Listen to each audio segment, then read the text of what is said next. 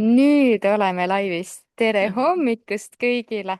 Minu nimi on Jaanika Mõru, mina olen veebikooli üks assistentidest ja täna on minuga koos siin Annika Murulaid, kes räägib meile ühest äärmiselt põnevast ja vajalikust teemast, milleks on meal prep. Üks sihuke tore ingliskeelne sõna, aga Annika, mis see päriselt tähendab?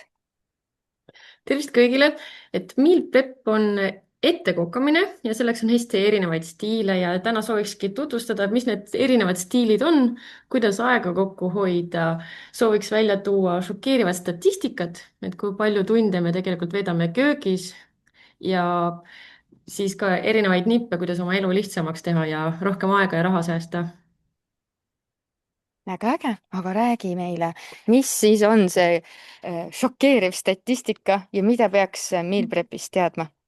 Aga kas tohib ekraani jagada, jah? Jaa, Nüüd on loomulikult. see aeg, jah? Olgu. Nüüd on see aeg. Nüüd loodetavasti Facebook enam ei tõrgu. Nii, share.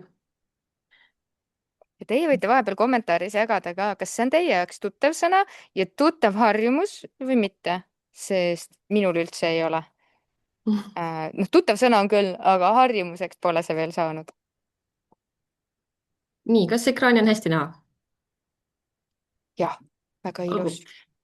Nii, Meal Prep, kuidas Meal Prep aitab aega säästa ja tervist, olen Annika Murulaid, olen tegelikult keemia, füüsika, bioloogia õpetaja põhikoolile ja minu Meal Prepi teekond sai alguse nii 15 aastat tagasi, kui kolisin vanemate juurest välja, läksin ülikooli õppima Tartusse ja hakkasin optimeerima siis oma aega, et saaks ülikooli täiskohaga töö kõrvalt sporti teha ja tegin seda 10 aastat Eesti koondise tasemel ja mind on just see ettekokkamine väga palju aidanud, sest et ma sõin kvaliteetset ja tervislikku toitu, mis toetas mu energiataset ja sportlikke tulemusi.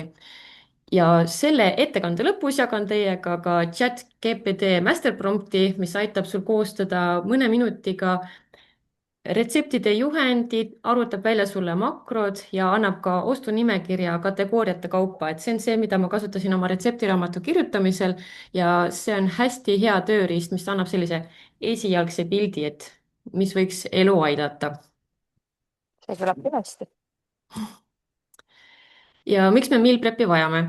Et ma ei tea, kuidas teiega on, mitu korda päevas te sööte, aga et ise eelistan umbes 4 korda päevas süüa, mõnikord tihedamini, mõnikord vähem, aga see teeb kokku kuskil 1460 otsust aastas, et mida süüa teha.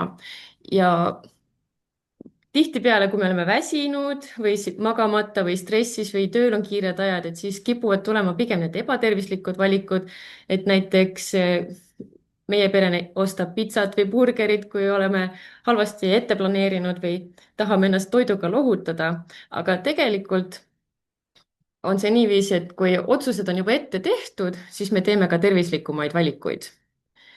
Ja nüüd see võib-olla šokeeriv uudis või fakt ongi see, et meal prep võib hoida kokku kuni 7 tundi nädalas, et sinna alla käib otsustamine, mida süüa teha, poes käimine, kokkamine ja koristamine ja näiteks kui on peres veel hästi palju inimesi, siis on vaja ka kõikide erinevate soovidega arvestada ja kui meie perre tulid väikesed lapsed, praegu on nad 1- ja 3-aastased, siis see otsustamine, mida süüa teha, et nad ka päriselt sööks seda, on kuidagi eriti keeruliseks läinud ja soovikski teiega jagada nippe, et mis need võiks olla. Ja on ka müüt, et kui asjad on külmkapis valmis, et siis võib-olla ei ole isu seda süüa. aga mida näitab meile siis tegelikkus? Et kui on nälg, siis sobib kõike süüa, et kui on päriselt kõht tühi, siis tegelikult kui ma näen keedukartulit, siis ma tahan seda süüa. aga kui on näiteks sisu, et ma tahan ainult krõpsu süüa või ma tahan ainult neid friikartuleid, siis tegemist on asjaga, kus see veresuhkur kõigub. ehk siis me oleme varasemalt päeva jooksul söönud näiteks või söögi üldse vahele jätnud ja veresuhkur on järsku hästi madalaks läinud ja selle tulemusel aju tahab kiiret energiat ja seetõttu isutab asjade järgi, mis võib-olla pole nii suure toitaine väärtusega, et näiteks šokolaad, jäätis ja nii edasi. Ehk siis, kui on päriselt kõht tühi, siis meie keha soovib süüa seda, mis kapis pakutakse. Mm. ja meal prep ehk ettekokkamine on siis lühidalt tervislikud valikud kapis ootamas. See aitab säästa aega, see aitab säästa raha ja närve. et on ka selline väljend nagu mental load, kus siis juba see mõte nendest paljudest valikutest tekitab stressi ja kui meil ongi neid otsuseid üle 1000 aastas, et siis kui me planeerime ette omale nädala, mitte siis võib-olla 7 päeva, aga võib-olla 3 päeva järjest, siis me säästame ka oma närve. ja et kuidas siis ka raha kokku hoida, et siin on üks näide, et võib hoida kokku 140 eurot kuus. see on siis võttes arvesse seda, et kui näiteks kesklinnas on töölõunapraad kuskil 10 eurot, me sööme seda 20 päeva kuus ja kui me teeksime ise söögi ette näiteks mingisuguse wrapi või riisipaja, paneme karpi ja võtame tööle kaasa, siis selle ühe portsjoni hind on 3 eurot ja niiviisi võib juba ühe inimese pealt hoida 140 eurot kokku. ja kellele see sobib, see pigem sobib kiire elustiiliga inimestele, sportlastele, ettevõtjatele, peredele, et selline suurem ettekokkamine võib-olla Eestis pole ka nii võõras, aga et see on siis väga kasulik neile, kelle jaoks on see aega kokku hoida eriti oluline. et aeg on ainuke ressurss meil elus, mida me elus kunagi tagasi ei saa. ja kui hea valik on juba kapis olemas, on lihtsam seda valida. aga seda tõepoolest ei soovita võib-olla inimestele, eh, kellele tõepoolest ei maitse mitu päeva järjest sama sööki süüa, et minu jaoks ja ma tean ka paljude teiste sportlaste jaoks on toit kui kütus, aga on inimesi, kes naudivad söögi tegemist ja toob neile rõõmu, et siis tõesti, et soovitakski iga päev süüa teha. aga kindlasti on ka perioode, kus tahaks ka sellest puhkust. et nagu ka Gerd Kanter on ütelnud, et kui head asja on palju, et siis ka sellest võib ära väsida. tema tõi näiteks, kui sa iga päev sööd kommi, siis lõpuks ei ole kommisu. või noh, kui seda suures koguses süüa. ja nüüd läheks siis nippide juurde. Missugused meal prep'i stiilid on olemas, et näiteks üks toit mitmeks päevaks, et seda meie pere tegi lapsepõlves palju.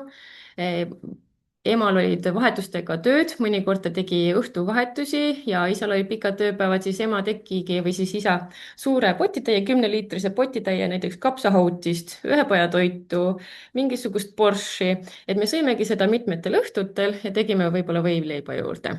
et see on üks kõige lihtsam nipp, kui on kindel retsept, mis sa tead, et perele maitseb. siis topeltkogused. siin on selline nipp siis, et iga õhtusöök tehakse uut sööki, aga tehakse topelt, et seda saaks lõunaks kaasa võtta. mis iseenesest ju pole suur muutus, kui on harjumus iga õhtu süüa teha, et siis lihtsalt teha topelt.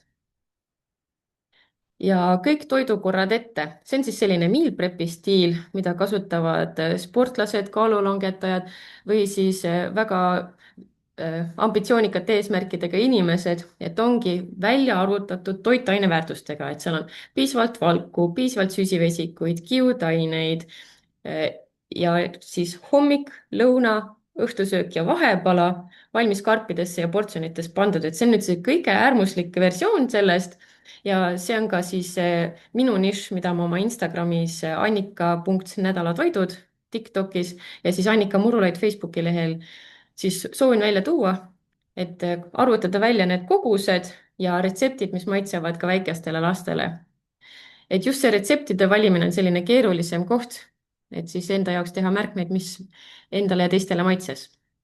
ja neljas versioon on selline, mida kasutatakse ka, ma tean, et tihtipeale toitumisnõustajad kasutavad sellist nippi, on, et siis keeta komponendid valmis, et näiteks ongi kartul, kana ja köögiviljad justkui ette valmistatud ja nädala sees saab teha sellest näiteks tortillat või panni peal kartul munaga läbi praadida, sinna kõrval see salat teha või siis vokki teha et saab kombineerida neid olemasolevaid valmis asju ja see hoiab kõvasti aega kokku ja on vähem pottide, pannide määrimist ka.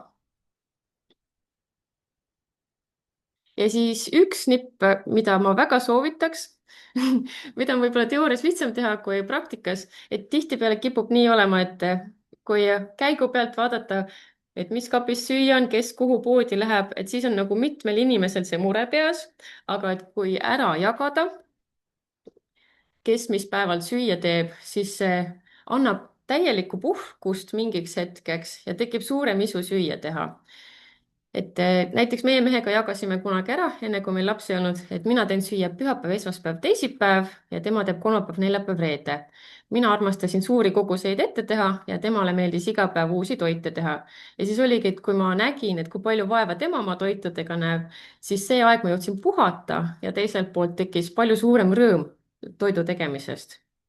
Ja võib-olla siis see šokeeriv statistika ka, et Eesti Statistikaamet arvutas välja koduste ülesannete ajakulu ja et ühes nädalas läheb ühel perel keskmiselt 13 tundi, et otsustada, mida süüa teha, poes käia, koristada ja siis kõik see eel- ja järeltegevus söögi tegemisele.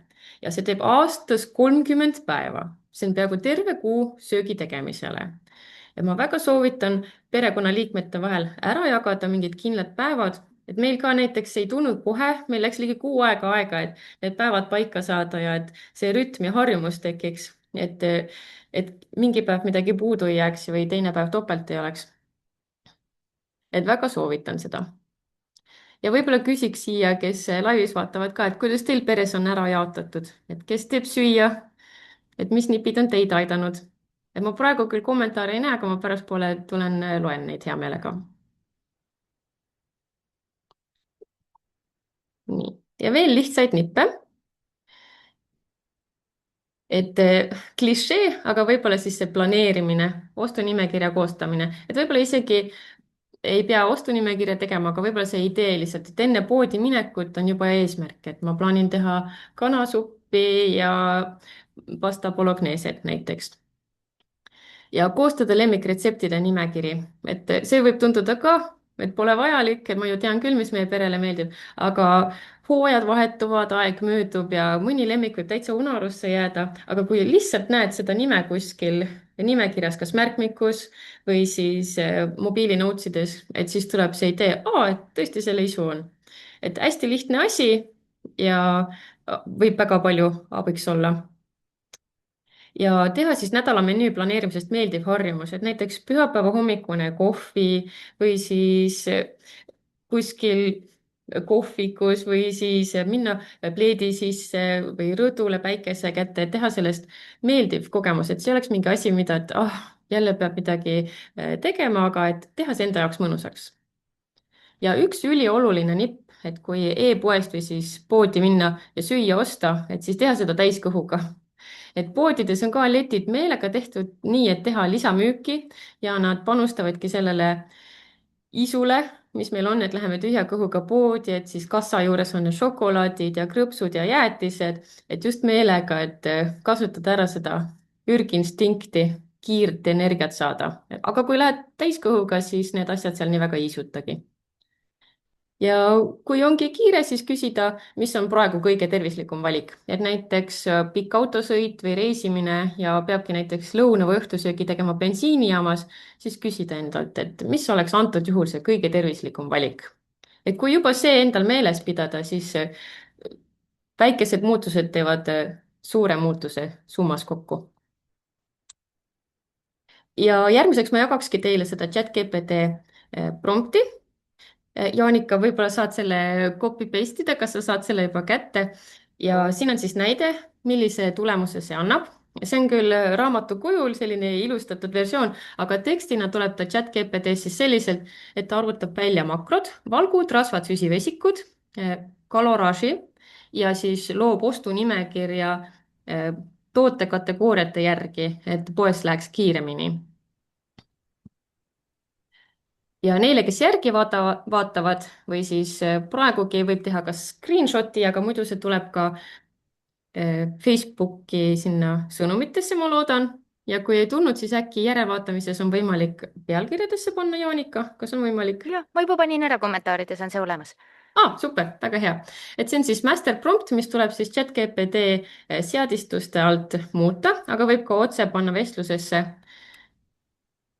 et siis sellised asjad lisada struktuur, pealkiri, toitainete väärtus, tutvustus ja nii edasi ja kategooriad. aga siinkohal hoiatan, et ma olen seda väga palju kasutanud. eks arvuti kui ka inimene teeb vigu, eks, aga et näiteks mul on ostunimekirjadest tulnud nii, et on näiteks konservmaiss sisse pandud, ma tulen koju ja siis vaatan, et mitte kuskil seda vaja ei ole. et see on hea tööriist, suunav tööriist, aga et seda tasub kontrollida. ja isiklikult soovitan kasutada seda mikrofoni funktsiooni, et võib-olla paljud ei teagi, et tegelikult, kui sa räägid eesti keeles sisse, siis ChatGPT transkribeerib su teksti väga hästi ära, et sa võidki sinna sisse rääkida, et meie peres on kaks täiskasvanut, üks sportlik mees ja naine, kes käib kaks korda nädalas joogat, soovime 3 päevaks nende toitude ostunimekirja, et palun koosta meile retsept. Ja siis ta kohe paneb sulle põmm, 30 sekundiga on sul kõik olemas. Ja miks siis üldse sellist asja teha, et natuke kinnistada ta ka, et kui sul on olemas tervislikud valikud, kus on taldriku reegli järgi toidud valmis tehtud, siis su kehas on ühtlasem energia, ei tule pärast seda lõunasööki seda krahhi, et tahaks magama minna. on parem keskendumisvõime, sest et näiteks kui süüa kiireid süsivesikuid, pastat, küpsiseid šokolaadi, et siis tekib see brain fog või siis selline nagu natuke väsimus, uimasus ja kõht püsib kauem täis ja sportlased saavad oma valgukoguse ka kätte. et see on siis kuskil 1,5 kuni 2 grammi kehakaalu kilo kohta, et näiteks 100-kilone inimene võiks süüa 150 grammi valku päevas ja see ette planeerimine tagab selle.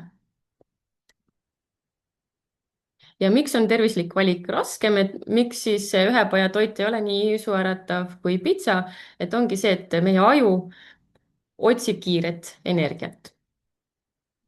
Ja suur tänu teile, et kuulasite seda väikest õpiampsu, aitäh, veebikool. Ja siin on teile kingituseks ka üks tasuta meal prep'i komplekt, kus on olemas hommik, lõuna, õhtusöök ja vahepala. et saaksite tutvuda sellise süsteemiga, kus üks asi on ahjus, üks potis, üks pliidil ja üks on siis valmib kausis. üliäge mõte, et kõik potid korraga tööle panna. kas sellest kõigest räägid sa lähemal oma Instagrami kontos või kontol? Ja et minu Instagrami konto nišš ongi meal prep'i retseptid, mis maitsevad hästi ka mitme päeva pärast ja nišiks on siis väikeste lastega peredele. et tegelikult see söök sobib kõigile, aga et ma siis toon välja selliseid muudatusi või kohandusi, et isegi beebi saaks seda süüa. Ja pidupäevasöökidest teen retsepte ka ja muidu mul on ettevõte, mis tegelebki siis retseptivideote tegemiseks, et saab oma tooteid läbi retseptide reklaamida. et kui kellelgi on soovi, et siis võite kirjutada. Mm. kõlab väga hästi. mul on nüüd paar küsimust sulle ka siit kommentaarimist. alustame. esiteks, sul on vaieldamatult veebikooli kolme poole tegutsemise aasta kõige ilusamad slaidid, seda märkasid kohe kõik, et tore. tõesti kõige ilusamad. Siis üks küsimus on Piialt. kui toitu hoiustada, kas eelistada plastikust või klaasist karpe? On seal üldse vahet? Soovitaks klaasist, kui vähegi võimalik, et plastikut on kergem kaasa võtta, võtab vähem ruumi ja kergem hoiustada, aga et väga paljud uuringud näitavad, et mikroplast mõjutab väga meie tervist. et on toodud välja ka seoseid viljatusega. et see Mm. on võib-olla, mitte et nüüd kohe šokki minna, aga et lihtsalt kui võimalik, soovitaks kasutada klaasist nõusid. Nii, siis Irenelt on siis küsimus tegelikult väga praktiline, et tal on tulemas nädalane väljasõit lastega ja ta on juba ette veidi ärevuses söögi pärast, sest kõik on meie eelmiste aastate söögikohad enam kogu perele ei sobi ja Mm. peame vähemalt esimeste päevade osas meal prep ima. aga et Irene tunnistab, et julgeb teha ainult 2-3 päeva toidu maksimaalselt ette, rohkemat ei julge, sest siis ei ole enam toit värske. mis on ka minu mure, et lisaks sellele, et ma ei taha süüa toidu 5-6 toidukorda järjest, kui ma teen lõunaks või õhtuks korraga, onju. et teine asi Mhm. on see, et ta ei ole ju enam värske, et kuidas meal prep'i puhul seda värskust siis tagada? Mm. ja et see reisil toitumine lastega on üldse väga ärev teema, et soovin jõudu ja jaksu, aga et võib-olla mingid lihtsamad asjad, et kaarahelbe küpsised või kirš kaasa võtta, aga tõesti kirš jälle soojast peast mitu päeva ei ole. aga küpsised on küll selline asi, et kaarahelbed seal hoiavad seda veresuhkrut stabiilsena. ja banaan aga et toidu värskus Ka minu mees eelistab värsket toitu, kui võimalik, aga samas, kui kõht on tühi, siis käib kah, et seal ongi tegelikult kindlad retseptid, et näiteks värsket kapsalehte väga ei tee ette või seda tomatit ei tükelda ette, et seal on näiteks, kui on riisipada, tomatipasta või siis ja riivitud porgandi ja hakklihaga, et siis kui seda soojendada, siis see maitseb väga hästi ka 3-4 päeva pärast, et see on selline haruldane söök, mida mu 3-aastane isegi hommikusöögiks tahab, et täiesti tavaline riisipada. et selleks on kindlad retseptid. aga jah, ehk kuidas seda siis isuäratavamaks teha, siis võib-olla soovitakski seda komponentide ette tegemist, et tükeldadagi paprika, kurgi ja siis, mis seal veel, sibulad, viilud valmis ja siis praadida seda samal päeval, et see hoiab seda värskust ja krõbedust natuke rohkem. see on niisugune nagu pool ettevalmistus. mm. -hmm. kas sina kasutad ka seda, et sa teed toidud valmis sügavkülma või sa hoiad neid kõiki nagu tavalises külmkapis? Ma olen sügavkülma proovinud wrappe teha, mis tundus alguses väga imelik, et see jääb vesine ja selline lödi, aga tegelikult just vastupidi, et kui panna see päev varem juba tavakülma, siis see jääb päris mahlane ja see ei jää nagu üldse selline vedel või märg, et olen sellist asja teinud ja näiteks beebitoidupüreesid panin jääkuubiku vormidesse ka, et alguses ongi neil ainult ühe teelusika kaupa ja siis seda ei hakka iga päev tegema ja siis tegin ette, aga kasutan külmutatud köögivilju, mis on külmas, aga valmis toitu sügavkülma pigem harva. võib-olla pärast sünnitust, siis kui tulin beebiga haiglast, et sellisteks ekstreemseteks olukordadeks. Ja siis võib-olla hooajalised asjad ka, et kui sugulased saadavad tükeldatud kõrvitsat, siis panen kuubikutena juba sinna ja siis, kui supiisu tuleb, saab lihtsalt ära valada potti. See on hea mõte. Me tegime ka kunagi, kui beebidel see kõrvitsaaeg oli. Mhm. Nii palju ägedaid mõtteid. Aitäh sulle, Annika. Praegu siin rohkem küsimusi ei ole. Pigem nagu kommentaarid saad tulla ja nendega siin kaasa arutada. Mhm. Et kas panna asju külma ja mida siis ette valmistada.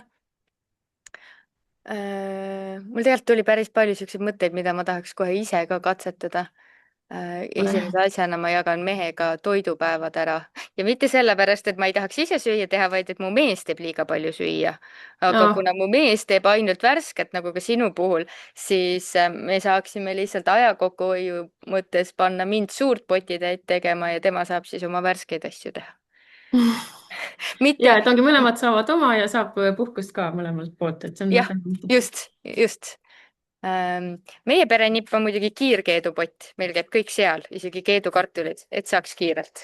ma olen juba pikka aega mõtelnud, ma tahaks seda osta. ma ei ole veel siin ostnud, meil köögis on kapiruumi otsa saanud, aga kui ma koristan, siis ma tahaks ka osta selle. ma olen väga põnevaid retsepte seal näinud. teeb elu lihtsamaks ka. jah, et soovitan. Aitäh teile kõikidele, kes kuulasid. Meil oli kokku 16 inimest, kes nii ilusa ilmaga tulid meid kuulama. Ma loodan, et saite samamoodi nippe. Mina küll kavatsen täna rannas peisitades mõelda sellele, mis on meie pere lemmiktoidud ja kuidas ma saaksin neid meal prep'is rohkem ära kasutada, sest see 7 tundi nädalas kokkuhoidu küll on väga-väga kutsuv. Nagu väga. Kui saaks selle aja tagasi, küll oleks tore. Mm. Suur-suur aitäh sulle, Annika, suur aitäh kõikidele kuulajatele. Annika saab tulla siia kommentaaridesse teile veel kaasa rääkima, nii et kui sa oled ka järelvaataja, siis julgelt jäta oma kommentaar. Me hoiame nendel silma peal ja kohtume teiega siis reedesel ampsul või järgmise nädala teisipäevasel ampsul. Ilusat suvist päeva ja ärge kuumale endale liiga teha laske. Tšau! ilusat suve. Tšau.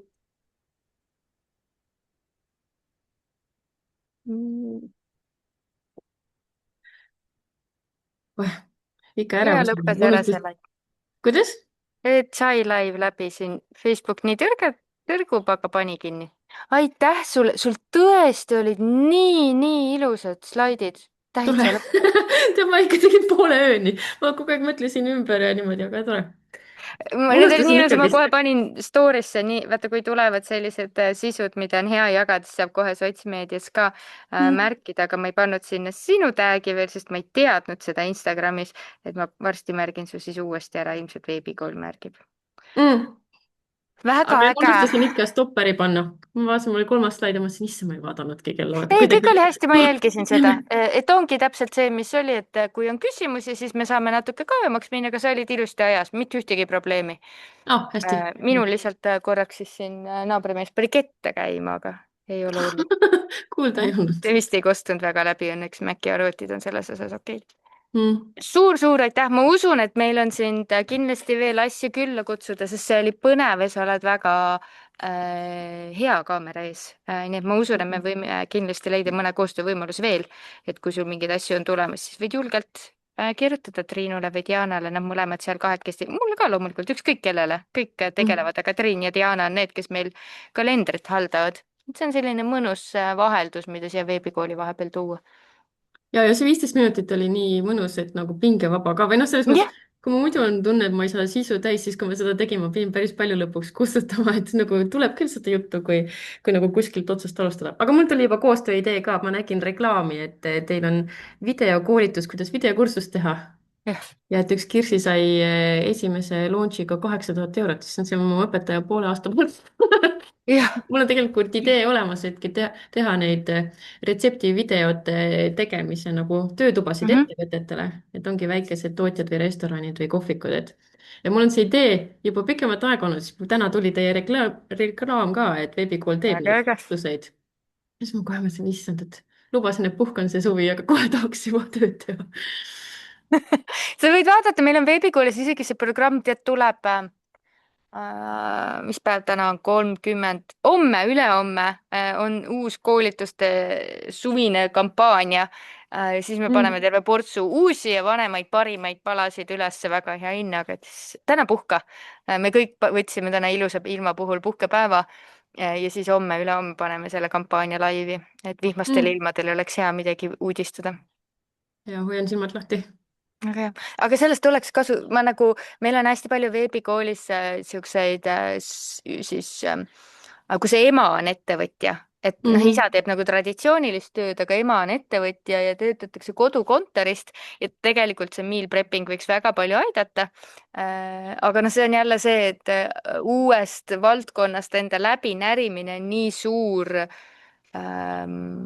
nagu pingutus, et kui sa Mhm. teed oma päevatööd ja siis sa pead nüüd hakkama selgeks tegema, mis see meal prep on ja kuidas ma seda kõige paremini teen ja mis asju mul selleks vaja on ja kuidas ma aega päriselt kokku hoian, et noh, et see nipp, et panna kõik 4 tükki huugamaid, ahi ja pann ja kauss ja nii edasi, et vot selliseid asju, et siis on hea, kui sa tuled uuesti, siis igaüks õpib niimoodi 15 minuti kaupa sinult midagi, jäävad sulle nagu pikas perspektiivis tänuvõlgu ja tänuvõlgu on tegelikult siis need, kes tulevad kliendiks ja maksavad, onju.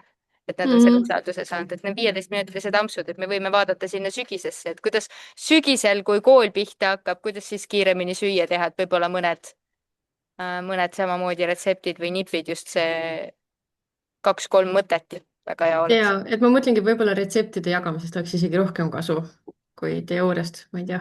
see oleks. jah, tead, lihtsalt kui sa võtad ühe situatsiooni ja tuled rääkida, et kuidas mina pühapäeviti teen või kuidas mina tavaliselt toitu tellin, millest ma alustan või kuidas ma tagan, et on tasakaal. Et noh, sul on ka praegu veel väiksemad lapsed, on ju, vaata suuremate laste puhul on see, et kuigi su kolmene ilmselt juba on pirtsakas, et ta ei söö midagi. noh, et kõik Mhm. tahaksid süüa, ma ei tea, seda riisirooga, aga väiksem lihtsalt ei söö riisi, noh. nii kui ta riisi Mhm. näeb, keeldub söömast, et mis sa siis teed, et sa ei saa nagu laste isude järgi, sa pead neile pakkuma mitmekülgset toitu, aga teiselt poolt sa pead ka mitte lolliks minema Arvestama. sellega, et sa teed kõigile eritoitu, onju.